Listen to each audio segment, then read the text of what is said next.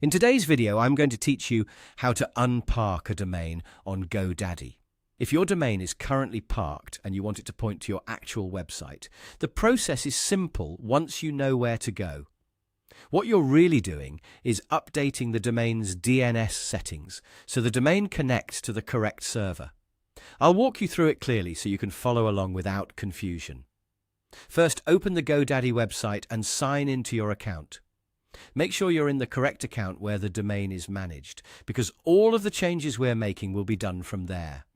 Once you're logged in, go to your profile area. This is where you can access your account settings and the products connected to your account. From the profile menu, click on My Products.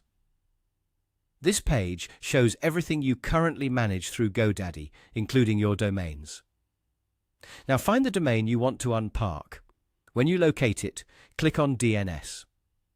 This will take you into the domain's DNS management area, which is where you control how the domain connects to websites and services. After that, click DNS again if needed to fully open the DNS records section. Depending on the layout of your account, GoDaddy may take you through an extra screen before showing the actual records, so just continue until you're in the section where the domain records are listed. Under DNS records, locate the A record. This record is especially important because it tells your domain which server IP address to use. If the domain is parked, the A record may still be pointing to GoDaddy's parking page instead of your website hosting server. Next to the A record, click Edit. You'll now see the fields for that record. In the Value field, enter the correct IP address provided by your hosting company or server.